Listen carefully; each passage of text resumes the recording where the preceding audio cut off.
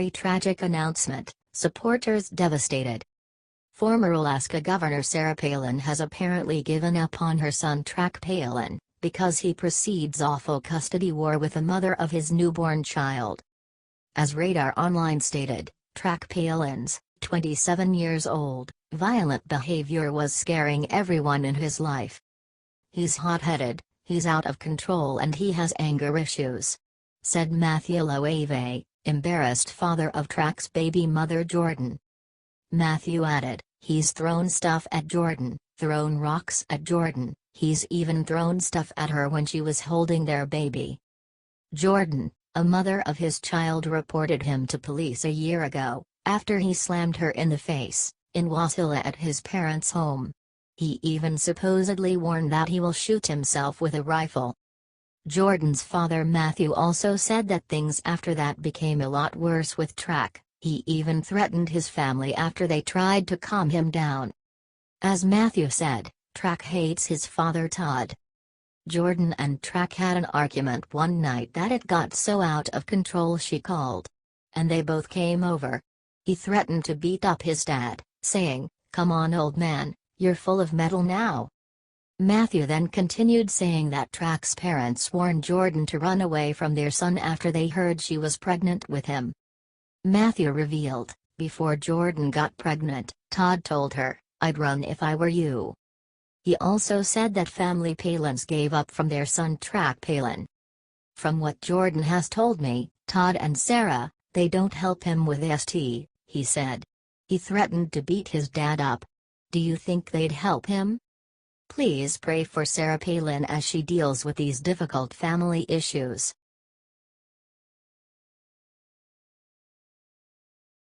Sarah Palin makes massive prediction about President Trump. Sarah Palin ripped into Paul Ryan and his RhinoCare plan and warned Ryan President Trump will fix the mess he has created. Palin spoke to Breitbart News on its Sirius XM 125 Patriot channel Saturday.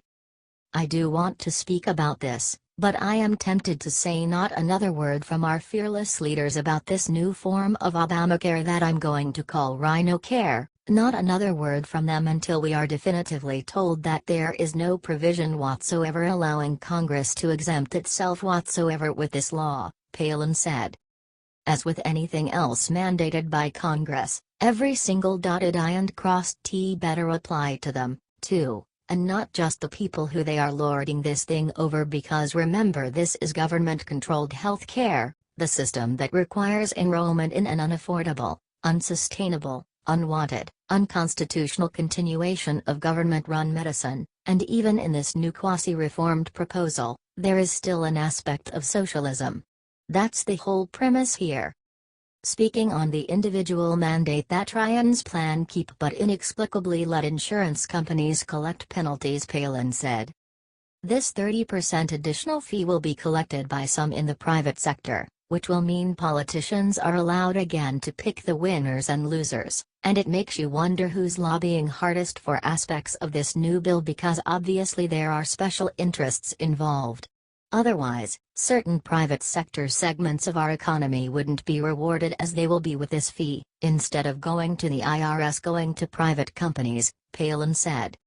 Palin continued, "It would be really helpful if every single one of these politicians would do like the NASCAR drivers do, and it's been said before, but let them wear their sponsors plastered all over their three-piece suits when they show up so we know what side they're on and who they're actually doing their bidding for."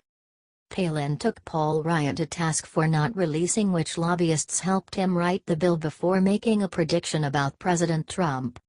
"He will step in and fix it," Palin said. "I have great faith that President Trump is one who will fulfill campaign promises. He already has a track record of doing so well in these first months. I'm just really proud to have been part of the constituency that wanted him in there and worked hard to get him in there. So, yeah. I'm sure that President Trump is going to do the right thing and listen to all sides, of course, but understand, especially, that as a businessman, he's going to understand whether this makes sense in his vision of how to grow businesses and how to get government off our back and back on our side." HT World's Politics. How will we create a smaller, smarter government with a proposal like this that basically allows for the continuation of a growth of government. That's what any aspect of Obamacare or RhinoCare does. So asking President Trump specifically about how running a business, not the Wall Street business, but mom-and-pop Main Street business, how does RhinoCare help their business get to grow and drive and survive in this economy?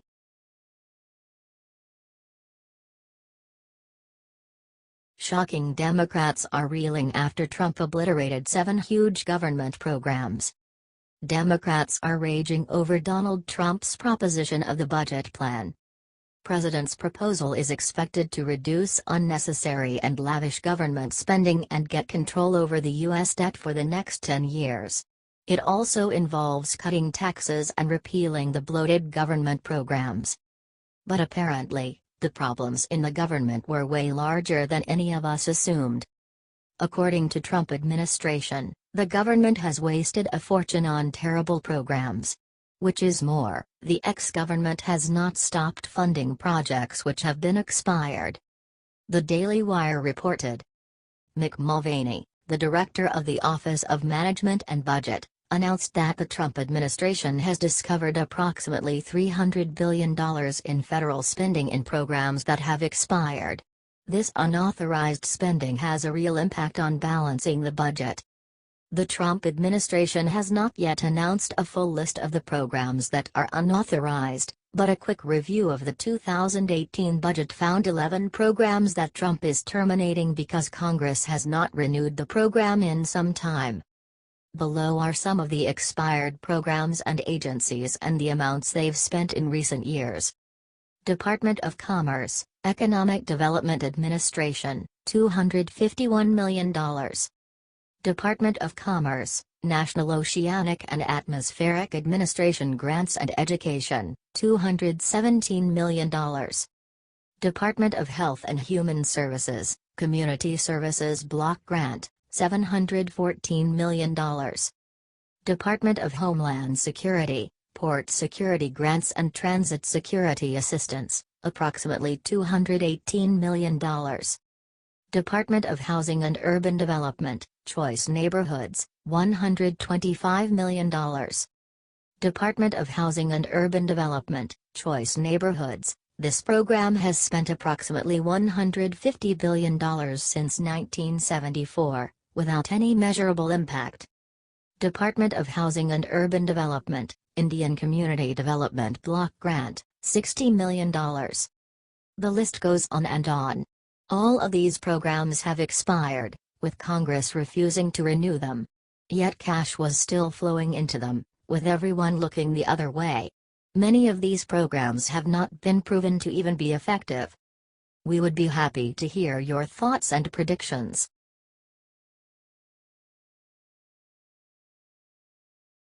Leno put his career at great risk as he exposed President Trump. Everyone is well aware of what is happening with President Donald Trump and the leftists. There is no end to the scandals as the leftists are doing whatever it takes to get the Trumps down. But, things took a turn as Leno stepped in to defend the president. He put his whole career at great risk with his latest comments. Via We the Proud Patriots. Leno is tired of the liberal nonsense. He can't stand the anti-Trump resistance, and let's be honest, liberals have already crossed the red line. Leno says that the Trump bashing should be brought to an end. He said that if he was still a late-night host, liberals won't have that many opportunities to mock the president. In a recent interview, Leno said that if he were still a late-night host, there would be less Trump bashing. I enjoy bringing people together.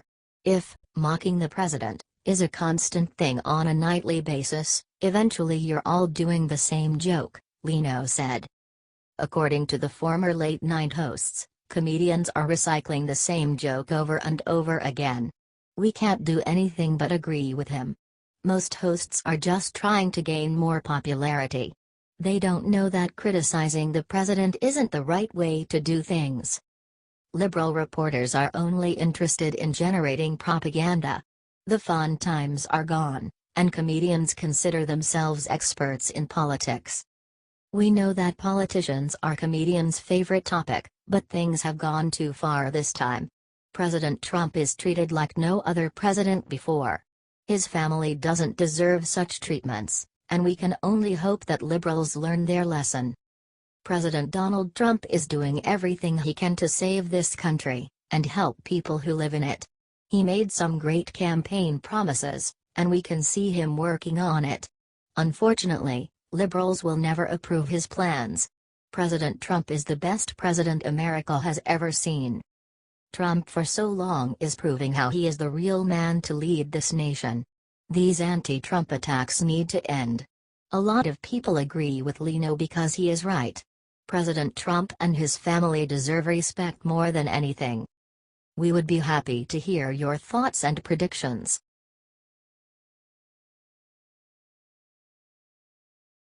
While on an insane interview, Eric Trump simply lost it. He asked the one thing everyone wants to hear answered. Eric Trump appeared on Hannity Monday night with an intense argument for lawmakers to cooperate with Donald Trump rather than to continuously oppose everything he makes. On the interview, he addressed one important question to all of the liberals and some Republicans which do not cooperate with him. How much weight does he have to carry by himself?